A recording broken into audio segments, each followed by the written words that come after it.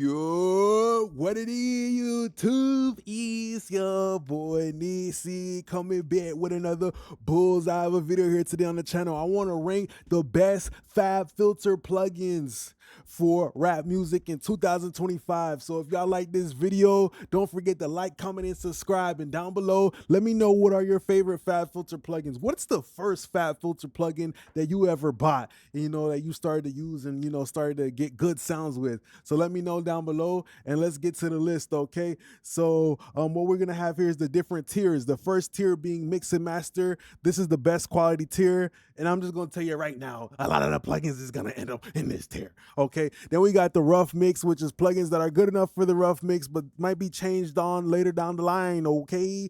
And then you have vocal template, which is the plugins that are good enough to make the vocal template, which damn near all of these plugins. I'm just telling you right now, I'm just keeping it real with you out the gate. The most important part of this video is we're going to be talking about different ways that I like to use these plugins. And then we got the debatable, the FabFilter plugins you hardly use. And trust me, there is a couple of them before you delete. I ain't going to cap right out the gate. I'm throwing that FabFilter Pro R flop of a reverb right in the debatable. I ain't going to cap. Valhalla is way better than that. And I just feel like the internal EQ and everything that they tried to do with this EQ, it's with the reverb it's not there. I just don't like that reverb for many reasons. One of which is the tone, the way that reverb decays. I don't think it sounds musical enough. That reverb has never jived with me in terms of lead vocal, using it on percussive type of things. I like the idea and the concept of it, being able to really tonally dial something in, but I don't like how it was executed. I think the GUI is kind of not that easy to understand because it's like you're looking at an EQ while you're trying to set your reverb all at the same time. It's doing a little bit too much, and that's why I'm going to put it in the debatable because I hardly use it, and I'm happy that I never bought it. I've demoed it multiple times. I C-worded it back in the day when I ain't had no bread, you feel me? But yeah, it's just I don't like that reverb, bruh. There's so many better reverbs than that. So much tone, all the UAD reverbs that have the analog components and stuff like that. That's one thing that reverb kind of lacks, is like that input chain that gives a saturation, color, seasoning, cayenne pepper to the reverb sound. That's probably why I don't like it. Then when it comes to some of the things like the Valhalla filter, I think, man, come on, bro. We don't even need that stuff. I don't think most people even use like the filters and the synths and stuff like that. That's not what FabFilter is really known for. But even this plugin isn't that good because you got Sound Toys Filter Freak and you got Waves one knob filter that to me just sound better, are easy to automate it, are quicker to just pull up and dial in that underwater effect. That's why I'm just deleting that thing, man. I don't even waste no money on that thing. What? Come on, man. And then we got the Valhalla Timeless. I think it's a dope analog type of delay. I think there's better alternatives like H delay, which is a lot more simpler.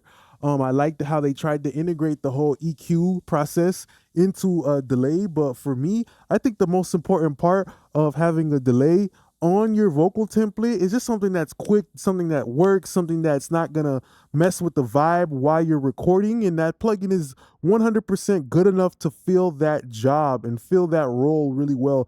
That FabFilter Timeless. Okay, so then we have the Pro Q4 or the Pro Q3, whichever one that you have. It's still just a goated EQ in terms of all the EQ shapes that you can do. I love using it for especially when I'm trying to clean things up. I know that this FabFilter Pro Q Pro 3, they don't necessarily have the signature tone of some analog model things like a Pultec. They don't have the same smooth EQ shapes like those type of EQs as well. But what it's good at is transparent, direct, focused like a sniper with a red dot, bow, hitting the harshness type of EQ moves. So that's what I like, hitting the harshness, demudding, deplosive, doing all the utility work, quick, fast, easy. Don't change the color, don't change the flavor. Just go in there and clean up the chicken wings a little bit right before we put them under the oven. And that's what the FabFilter Pro Q3 is great for in terms of frequency sweeps, in terms of dynamic EQ, active and stagnant EQ, different shapes, like the way you can use the bells and the shelves and stuff like that. And the tilt filter, incredible EQ shapes and the cues and the infinity possibilities that you can use to really dial in a song.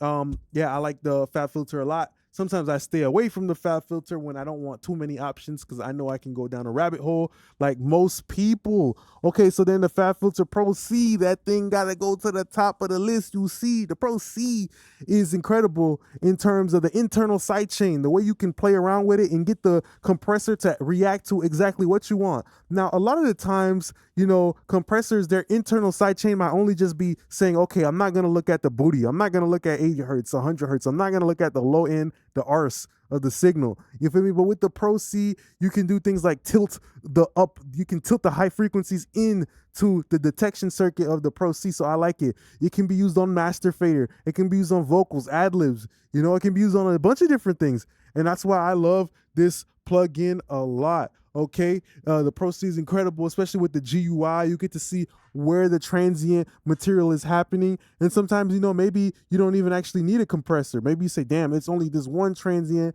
that is just, I visually see that it's like that pimple that's sticking out in the audio file. So then you go into the actual audio file and you just trim it down or you cut it down to even out the signal. Sometimes you don't even need the compressor, but I still love the Pro C, and it's at the top of the list. It even makes it on the mastering chain. It can be clean, it can be colored, it's sugar, spice, everything nice in a Pro C. So what do you guys think about the list?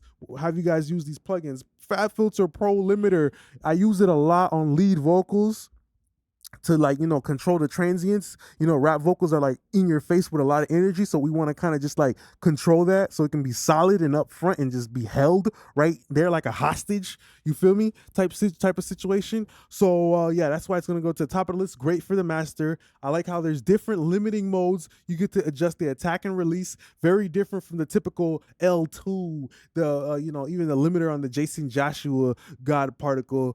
Just a different thing that really lets you dial in the attack and release in the groove of the limiter. Sometimes if the groove of the limiter isn't right, it can take away the energy of your mix. That's why I love something like the Pro L. Do you guys use that Pro L? I would hope you'll be using it, and maybe down the line you want to add it to your collection of limiters.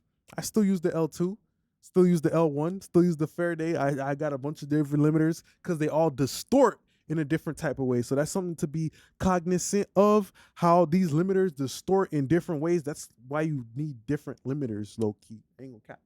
FabFilter Pro G is good enough for the vocal template, but I prefer using the SSLE gate. I think the FabFilter is better suited when you have a situation, when you have the gate, when you're maybe using like acoustic music and you're trying to sidechain the snare to like a kit, a drum room kit or a drum ambience or something like that. That's where I find the Pro Gate to be a lot better usage. You don't need it for vocals. You don't need all those complex controls for vocals. So that's why it gets stored in the template. It's not worth spending all the extra money.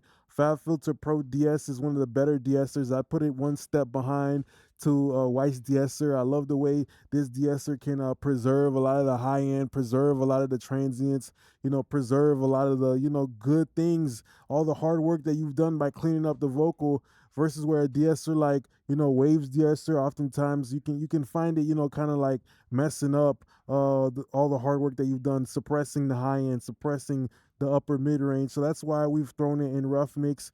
It's definitely one step above the vocal template. Definitely a really good de-esser. Then we have the FabFilter Pro MB, very versatile plugin in terms of using it on the master fader, in terms of using it as a side chaining the kick in the bass, side chaining maybe the lead vocals to the background vocals to create space, side chaining maybe the lead vocal to a certain instrument in the mix, in order to ensure the lead vocal cutting through. So it's a very versatile usage, a very versatile tool you can use a lot of stuff with. Okay, these synths, I'm gonna put all these plugins in delete, because as far as I'm concerned, nobody uses these plugins. If you do use these plugins, let me know down below if you do. But I know that a lot of these plugins are like synths and filters, and I don't think those are worth spending any money on at all.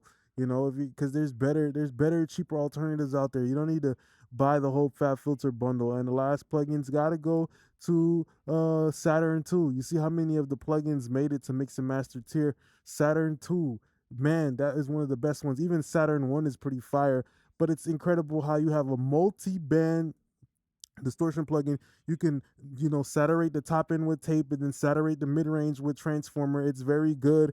I would say it's kind of almost like Spectre before Spectre, and I just love the way that plugin sounds. You could do different things like deharshing a vocal, saturating a mix bus, getting things to feel more plump and lively. You getting helping things cut through, helping samples feel more organic and natural. So that's pretty much the end of the video here today. What do you guys think about this video here, that I did? What are some of your, favorite FabFilter plugins that you guys like to use? And if you have the whole bundle, let me know how you feel about the list and everything like that. Do you regret buying any plugins? I just want to say I appreciate y'all now, YouTube gang. Peace.